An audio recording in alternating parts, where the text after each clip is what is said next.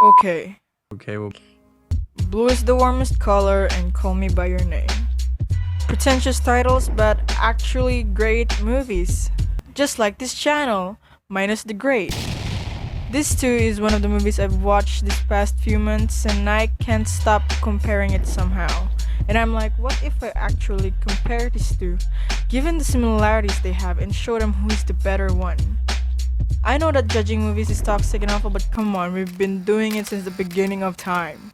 So let's twist it up a bit. Trophies and awards are overrated, and while we're at it, let's have some fun.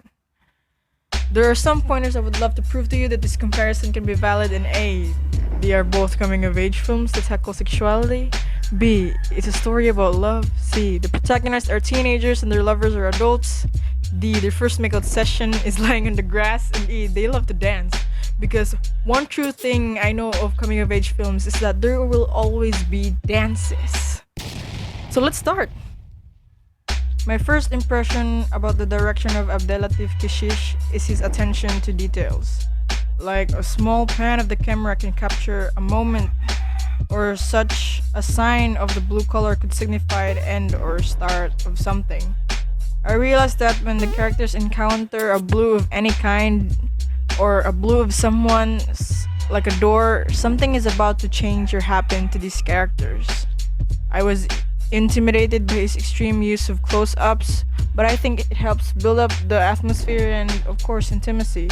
The close-ups of the faces to the mouth is extremely weird. If his purpose was to captivate the audience by that kind of camera work, then he successfully achieved it. The close-ups are not only intimidating, but also claustrophobic, that it's like I am not allowed to look at other things within the frame. It won't acknowledge landscapes or surroundings, but only to these characters and what they are doing with each other. The film has a completely different use of gaze. Sometimes it feels like the lens is male, but it's presented in a female perspective by the actors. I don't know. Well, I guess controversy says it all. No hate though. Like critic once said, or paraphrased by me, the film is too magnificent to define its controversy. Moving on with Luca Guadagnino, the director of Call Me By Your Name. Although the plot and themes are similar with the two films, these directors have completely different approach. While Kishish focuses on the emotions in the faces of these characters through close-ups, Luca acknowledges the use of landscapes and its surroundings. What I like about Lucas, or why am I calling his name like I'm his friend? Anyway, what I adore about my man Lucas' direction is how he presents a scene. He perfected the use of blocking without disrupting the pacing or neglecting important things within the frame, like for example, the background. Background is essential for storytelling in Call Me By Your Name. The background encapsulates you with this idea of a good old summer love story in an Italian countryside during the 80s. You are constantly reminded that you're in Italy in the 80s given the background at hand. Another point I would love to add is how he used his blocking, that it never ruins the tension within the characters. An example of this is this scene. This might be for me the best scene in the entire film, when Elio declares his love for Oliver.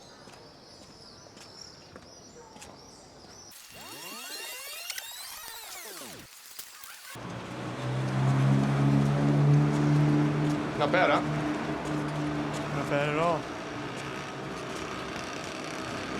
Thought you didn't smoke. I don't.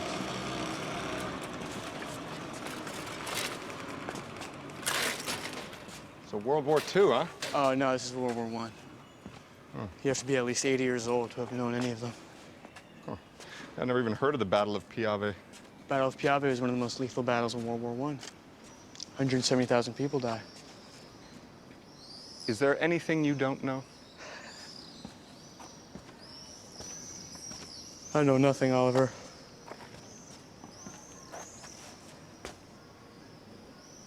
Well, you seem to know more than anybody else around here. Well, if you only knew how little I know about the things that matter. What things that matter?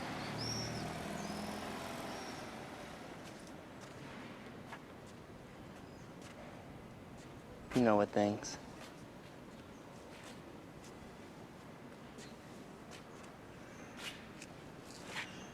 Why are you telling me this? Because I thought you should know.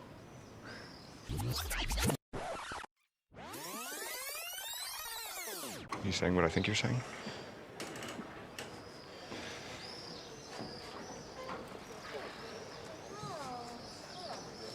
Don't go anywhere. Stay right here. You know I'm not going anywhere.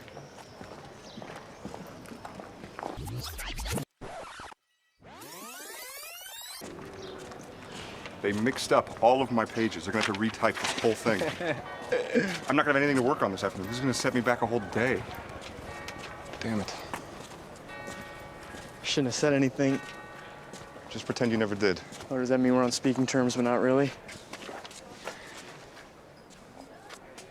It means we can't talk about those kinds of things. Okay?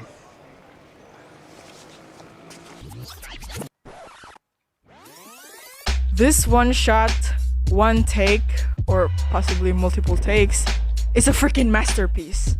It came from a wide shot as they're talking about the statue, did a little tracking shot focusing on Elio as he tells Oliver he loves him, and ends up with a close-up, Oliver evading Elio about his feelings. It's straight up, I don't know, thick and sensual. It didn't ruin the feeling nor the ambience. It didn't take anything away. Everything is presented, the pacing, the build-up of the atmosphere, the landscapes, it is right there, befallen right before your eyes. So I guess that's what I love about Lucas directing and Call Me By Your Name. Okay, acting is crucial, especially in coming-of-age or romance movies since most of the story relies on the characters and these actors and actresses are just freaking good. So it might be hard comparing these two, especially with Adele Exarchopoulos and Timothée Chalamet. These films they starred in are their breakout roles. They really showed what they got and what they could offer that made these characters bring to life. At the beginning of the film, we see Elio is a quirky, slightly introverted character. As we go on watching the film and then he finds attraction towards Oliver, it turns into something different. His emotion turns to something that feels the tension and the disarray within him. Elio in the novel spoke less in the dialogue and more on his thoughts, which is challenging because we must rely on Chalamet's performance in order to keep the film going. Elio, as translated by Chalamet, seems nonchalant on the outside, trying to hide his attraction towards Oliver, but you could see him through Chalamet's performance that he is in disarray and panicking.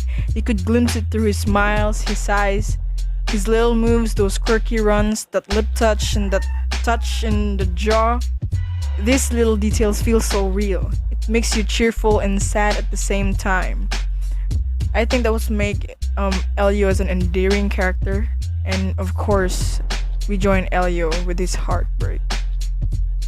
Adele and Elio have some similarities. They are both intelligent, they read books, they are shy but also determined. Adele's performance is a ball of fire. She just gives you these all sorts of emotions, scene after scene. If she wants you to feel like you're alone and sort of confused, she gives you that. If she wants you to feel the tension, and yes, she perfected it. If she wants you to understand that she feels troubled, then she did it. It seems like she did it all at once. I got nothing to say except she just did it. Okay, both of these films are adapted. Blue is the Warmest Color is from a graphic novel written by Julie Marrow, and Call Me By Your Name is based by Andre Asimon's novel with the same title. Both films are very character-driven.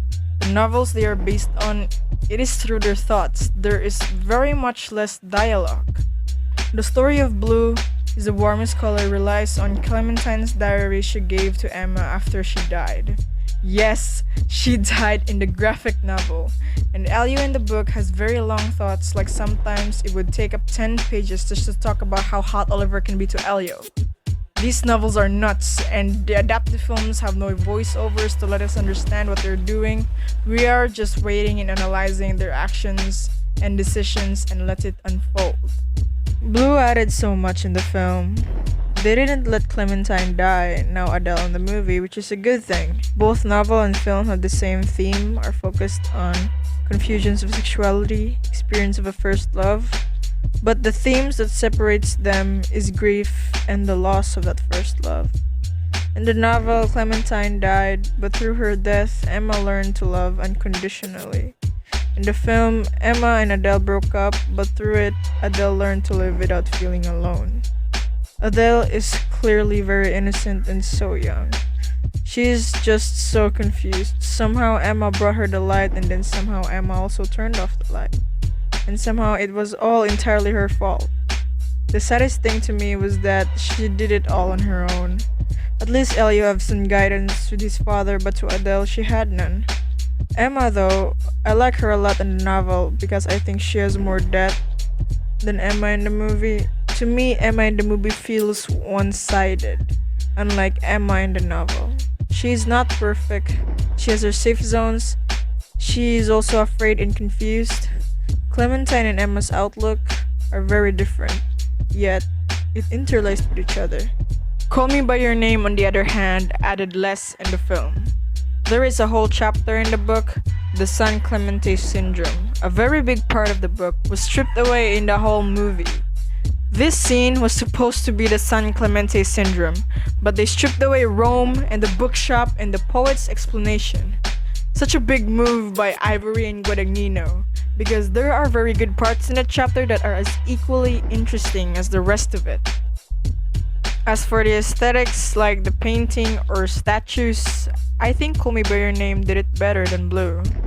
You could feel something with the statues that relates to the body languages of these men. Blue, in the other hand, not so much. The aesthetics came and was justified on the last scene. My biggest takeaway of the two films is that Call Me By Your Name is somewhat like a dreamlike love story, where you fantasize of meeting your first love in a beautiful Italian countryside in a hot 1983 summer. But in reality, you are faced with this. And not everybody has a father as understanding as Elio's. Some of us has Adele's parents who ironically gives you advice about being yourself, but also judges you for being yourself. But then again, cinema is a medium that mirrors our own perception with the world. And as for coming of ages films go, these films are one of the truly best.